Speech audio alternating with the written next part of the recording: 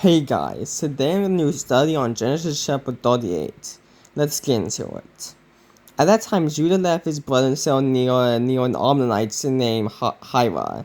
There Judah saw the daughter of a Canaanite named Shua. He took as a wife and slept with her.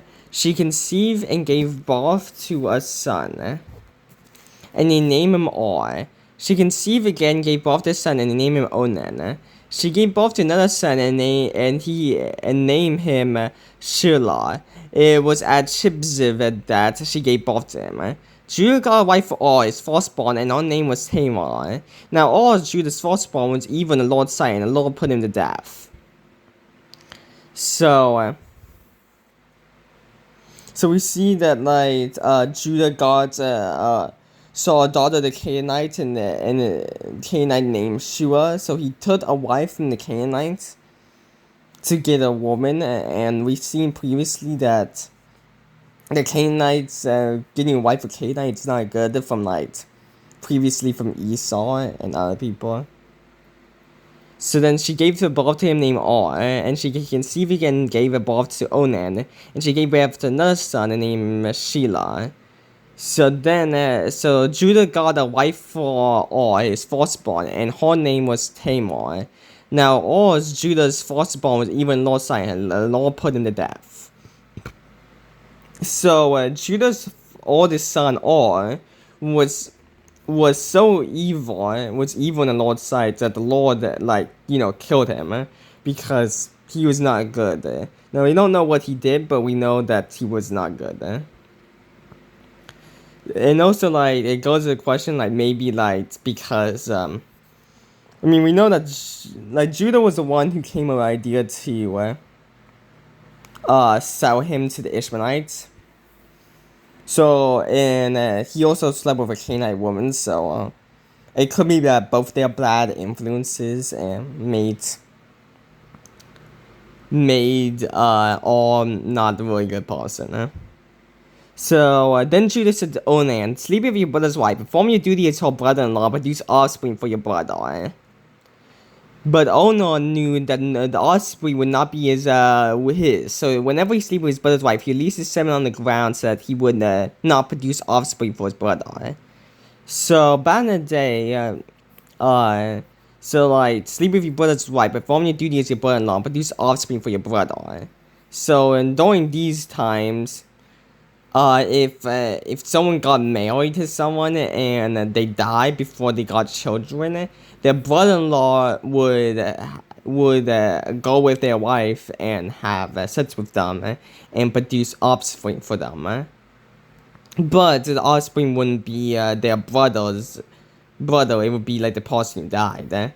So he knew that the offspring would not be his. So he was it's not gonna be mine. So whenever he slept with his brother's wife, he would release his semen on the ground so that he would not produce offspring for his brother. So I think what happened once Ona got. So Ona didn't want a child, and he's I'm not gonna get a child for all. And also it would allow him to continue on having sex with Tamar if he didn't produce a child. What he did was evil in the Lord's sight, so he put him to death also. So the Lord saw this so that he was purposefully not trying to have children, just so that he wouldn't have children for his brother, and the Lord saw that it was evil.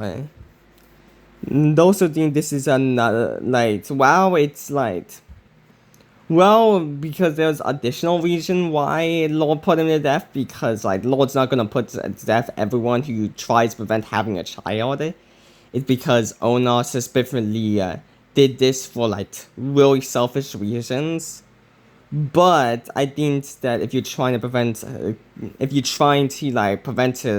trying to do what Ona did and trying to prevent getting a child in general, Lord does not like that. But he's not gonna put you to death, but yeah, he doesn't like it. So just trying condoms and drugs to prevent the woman from conceiving. I don't think that Lord approves of that. Then Judah said to his daughter-in-law Tamar, "Remain a widow in your father's house until my son Shelah grows up, for he thought he might die too like his brother." So Tamar wanted to live in his father's house.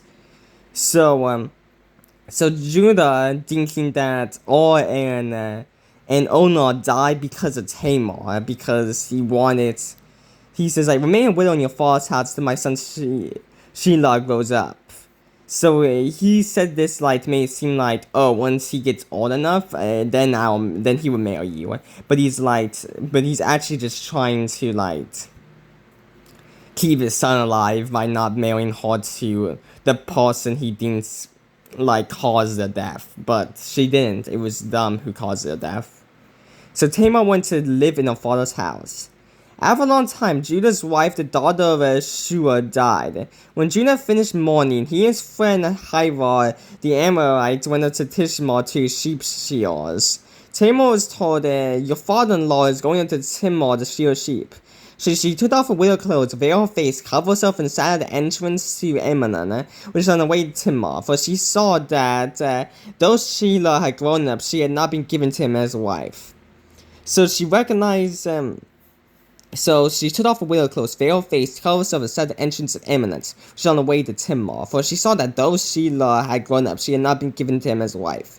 So she saw that Shelah had grown up, but she wasn't given as a wife because Judah thought that she was the reason why both them died. When Judah saw her, he thought that she was a prostitute, for she had covered her face. He went over and said, "Come, let me sleep with you," for he did not know that she was his daughter-in-law. She said, "What will you give me for sleeping with me, eh?" "I will send you a young goat for my flock," he replied. But she said, "Only if you leave something with me until you send it." "What shall I give you?" he asked. She answered, "Your signet ring, a cord, and a staff in your hand." So he gave them to her and slept with her, and she became pregnant by him. So when Judah saw her, he thought she was a prostitute, for she had covered her face. He went over to her and said, "Come, let me sleep with you," for he did not know that she was his daughter-in-law. So Judah saw her and thought she was a prostitute and didn't recognize that she was his daughter-in-law. But still bad that it still shows that Judah's not really a good person because he wanted to sleep with a prostitute. The law hadn't specifically spoken about prostitutes and how you shouldn't have sex outside of marriage, it's still kind of ingrained into your heart that you shouldn't do this. She said, "What will you give me for sleeping with me? With me?" So she was like, "What will you give me for sleeping with me?" This is also not a good thing, but she's doing this because Judah withheld kind of cheated her and withheld let me find it. Sheila, I think that's his name. If I can find his name. Yeah, for she saw that though Sheila had grown up, she had not been given to him as a wife. So she's kind of been cheated out of getting Sheila as her husband. So this is why she's doing this. It's still not good, but this is why she's doing it. "I will send you a young goat for my flock," he replied, but she said, "Only if you leave something with me until you send it." So she's doing this to prepare for what's about to happen. "What should I give you?" he asked. She answered, "Your signet ring, your cord, and the staff in your hand." So he gave them to her and slept with her. She became pregnant by him. She got up and left, then removed her veil and put her widow clothes back on.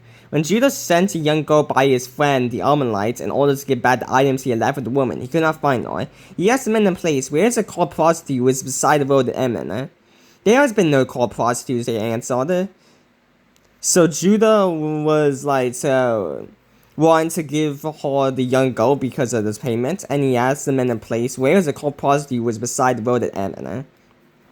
Because during these days there was a prostitute for a cult, or not like a cult, but I think for the temple prostitutes, And he was like, "Where is the prostitute who was beside the road at Ammon?" And they were like, "There has been no called prostitute here," they answered.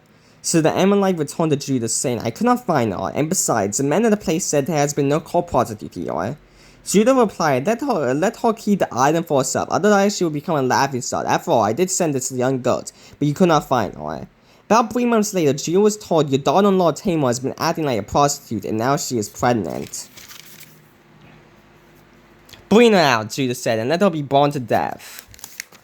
So in 3 months, Judah was told, your daughter-in-law Tamar has been acting like a prostitute. Now she's pregnant because they realized that she was pregnant. They say like, oh, she must have been a prostitute.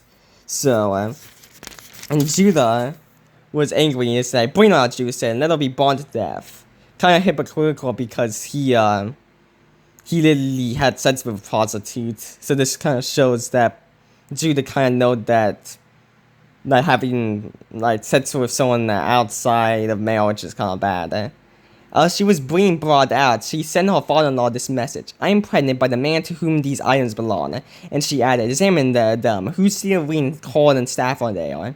Judah recognized them and said, she is more in the right than I, since I did not give her to my son Shelah, and he did not know her intimately again. So she brought them out, and she added, examine them, who's seeing me and staffing them. Judah recognized them and said, she's more in the right than I, since I did not give her to my son Shelah, and he did not know her intimately again.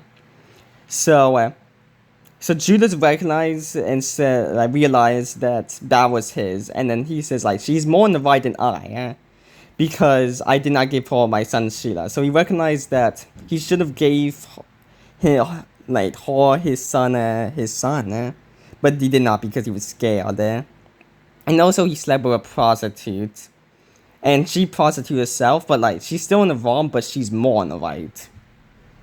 When the time came for her to give birth, there were twins in the womb. As she was giving birth, one of them put out his hand, and his midwife took it and tied a scarlet thread around, announcing, this one came out first. But then he pulled his hand back out, but then he pulled his hand back. Out came his brother, and she said, what a breakout you have made for yourself. So it was named Paza. Then his brother, who had a scarlet thread that tied to his hand, came out, and it was named Zora. So yeah. So he didn't kill her because she was more on the right than him, and then she gave birth to twins. And then the child, Zora, came out, and they tied the scarlet thread around it, announcing this one came out first. But then he just pulled his hand back. He pulled his hand back, and then his other brother came out. And then what a breakout you have made for yourself. So it was named Paza.